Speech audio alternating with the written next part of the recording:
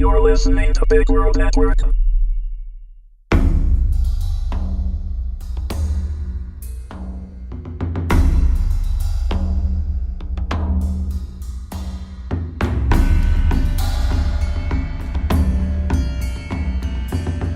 Lunar Grim, Episode 1, written and read by Paula Flummerfelt.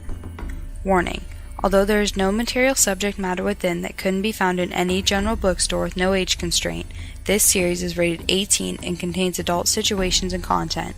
It is intended for mature audiences only and should not be read if you are uncomfortable with graphical sexual intimacy. Not to kill what I'm sure is a joyful buzz, Captain. Too late. But we really are getting dangerously low on supplies, James said from his seat on the bridge of the starship. He was slumped over with his chin resting on his arm, brown hair a mess. Donavan looked at his first officer, his brow furrowed. His fingers drummed idly on the arms of his swivel chair, and he swayed slightly back and forth. Looking at the boy, he snorted in amusement as James walked his fingers along the panel in front of him, adolescent mind already elsewhere. Slowly, Donavan turned his gaze towards the large display screen showing the stars spread out before them. Then set a course. You do it, James said, not looking at the captain. You're the one who sent Everetta to sleep, not me. Shooting an annoyed look at his disobedient first officer, Donavan pulled himself to his feet and looked down at the navigation controls. The outcall running through his system was making the screen somewhat blurred. Christ, are you sure you don't want to do it? I'll let you play with the touch screen, he tried. James finally straightened from his hunched position and wrinkled his nose. They're all touch screens. Don't be lazy. Just take us to Stein, Captain. Fine, Donavan said gruffly, plopping heavily into the navigation chair. He was captain, damn it. He shouldn't need to play navigator. Placing his hands on the screen and squinting one eye, he zoomed into the closest planet. Entering its coordinates with hesitant taps and a few choice insults muttered under his breath, he engaged the autopilot. For a moment he just stared at the navigation screen before letting his head tilt back to stare at the ceiling. Today was just one of those days. Stein was one of the furthest out planets controlled by Vion Dynasty. It wasn't ideal for runners, but it would do in a pinch. The people were friendly, if not well cared for by their government, and the prices were always negotiable. Having left James to his bored dozing on the bridge, Donavan stood in the small room that barely passed as the cargo bay for a starship, and waited as the ramp descended to the town they had landed in. Below, he could hear children laughing, merchants yelling, and people living. It was nice to feel the vibes of the city wash over him. In his hand was a list from his crew of what they needed, and in his pocket was some of the ship's money. With smooth strides he disembarked from his vessel and shaded his eyes against the light, dim as it was. Stein was pretty far from its sun, so the air was always chilled, and the people were always pale. He pulled the cloak fastened at his throat a little higher to contain the heat of his breath as he set off down the street. His footsteps were fairly quiet among the mass of noise, only the telltale crunch-crunch as his boots trod over a frozen weed or two. Donavan shook his head in exasperation. It was supposed to be summer on this planet. Two small girls looked up at him as he passed, one sticking her tongue out. Both giggled before they waved, and Donavan couldn't help but shake his head with a small smile. The children in this area were barefoot and in shorts, although he could see their breath. Perhaps it was simply that they had lived their whole lives on this planet, but he wished he could have words with these children's parents. Muttering to himself about parents neglecting their kids, he stepped into a large depot store. Donavan was fairly sure they would sell most of what he needed. A skittish employee scuttled by, and, without a word, Donavan thrust his list into the person's hands with an expectant look. He really didn't much like planets, and he especially didn't much like mousy employees who worked at depots. Sighing, Donavan folded his arms under his cloak and wandered down an aisle. It was a collection of assorted drinks and snacks that he supposed children liked. They were sugar-induced comas waiting to happen for the most part, but there was one that made him stop. It was a small blue bottle that claimed it contained pomegranate juice. Picking it up, Donavan examined the bottle before nodding to himself. Everetta had been feeling tired lately, and he knew the young lady had an affinity for pomegranates. It was something they didn't really have in space. Maybe something that reminded her of her home would pep her up. After all, they had a trip into Allied Federation territory fast approaching. The rest of the depot was fairly uninteresting. Donavan simply meandered around to kill time, waiting for the ship's supplies to be ready. He flicked through a magazine that was littered with news about the current state of the Vion Dynasty. He poked at a stuffed animal for a child to play with, and he sniffed at a bag of potpourri. Things were taking so long he actually resorted to leaning against the back wall of the depot and closing his eyes. There was a quiet buzzing in his head from the alcohol he drank earlier, but it wasn't nauseating. It gave him a warm feeling inside that helped combat the cold leaching into the store from outside. Sir? Donavan opened his eyes and looked down at the mousy kid. Without saying anything, he held out the blue bottle and followed the young man to the checkout.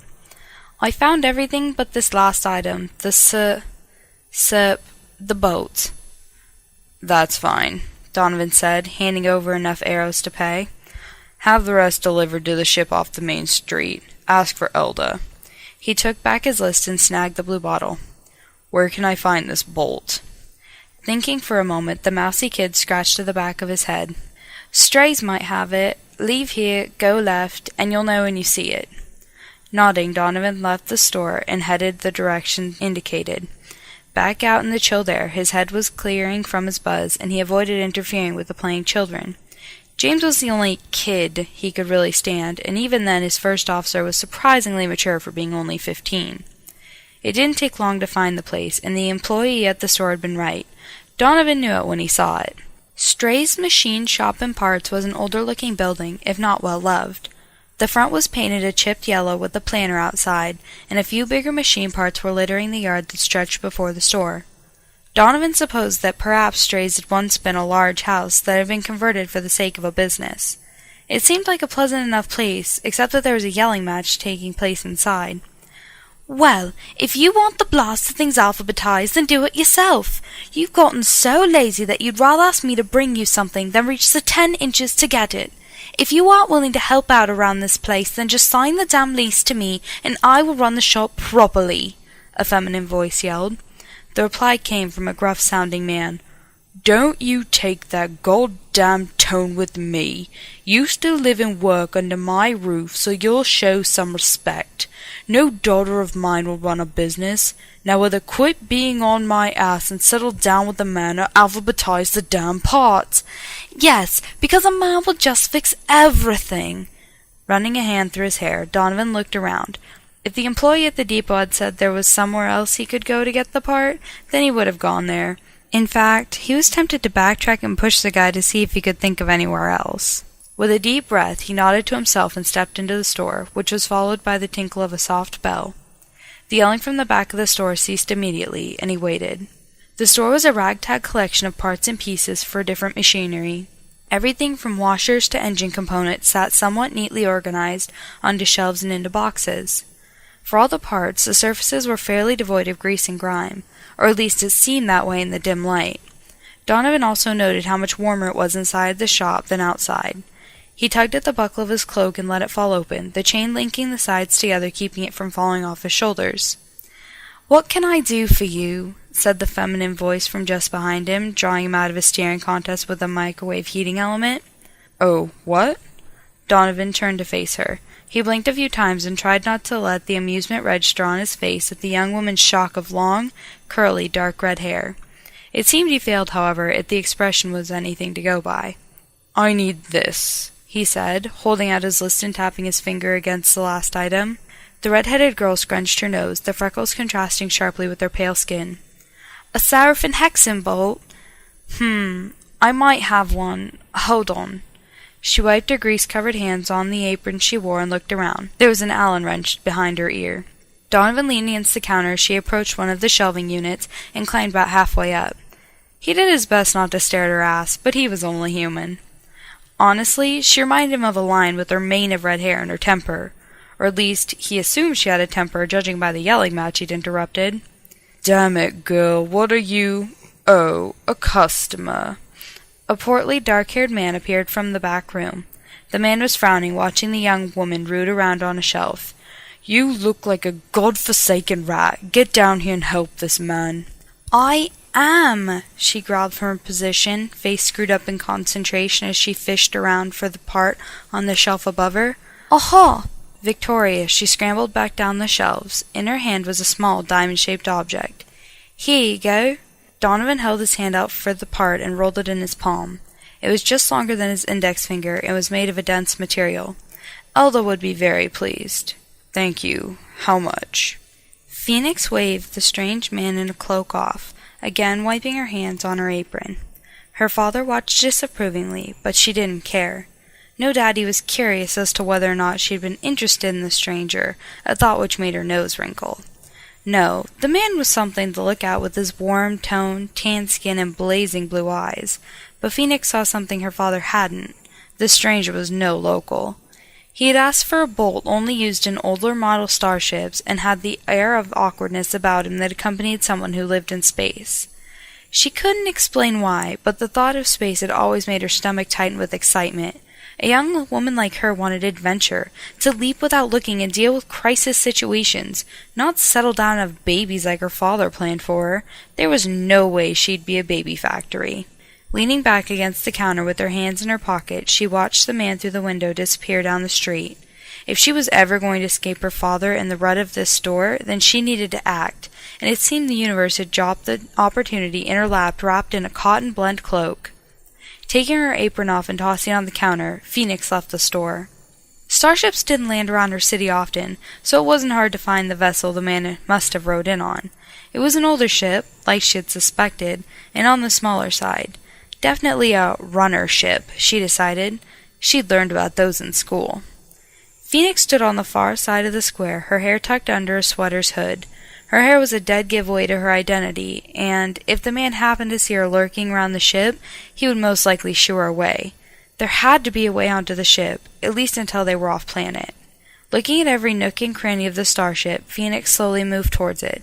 The only entrance she could see was the cargo bay that was being loaded by one of the depot grunts. If she hadn't punched him in the face when they were 10, she may have been able to talk him into helping her, but that was out.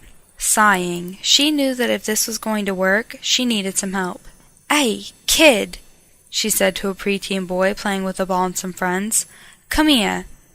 The kid squinted at her and stopped the ball, motioning his friends to follow him. "What?" he asked cautiously. "Do you want to make 10 arrows?" Phoenix said, folding her arms over her chest.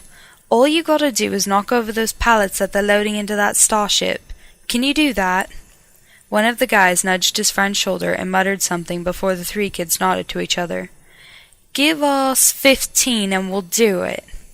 Reaching into her pocket, Phoenix rolled her eyes as she then stuffed all of the arrows she had on her into the boy's hand. If this didn't work out, she was genuinely screwed. Not to mention that she wouldn't have any money with her while on the ship. Stepping into the shadow of a tree, she nodded to the kids and was glad to see that they managed to move into place casually. Getting a thumbs up from the smallest kid, she moved closer to the starship. Hiding just around the corner of the cargo bay, she waited for the crash that would come. At first, it didn't come. Then, it still didn't. Phoenix was getting ready to throw caution to the wind when she heard the kids start yelling. Peeking round the corner, she watched as the tallest boy kicked his ball and knocked over the entire pallet. As the depot grunt and the man helping him began yelling at the kids while picking their stuff up, she slipped past their turned backs. While infiltrating the starship, Phoenix noticed the place card on the hull. It read, Lunar Grim.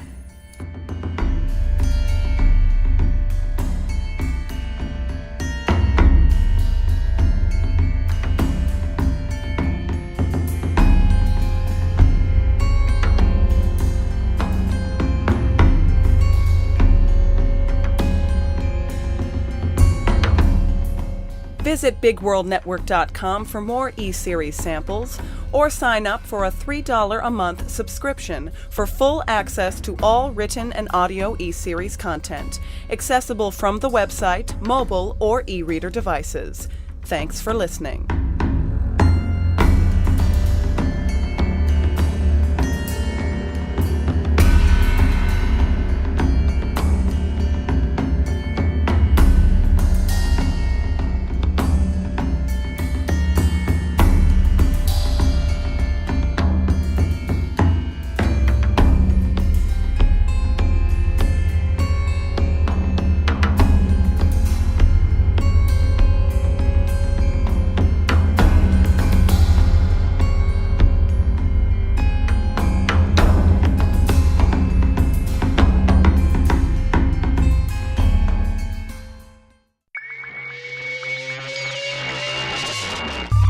You're listening to Big World Network. Music by Kevin MacLeod.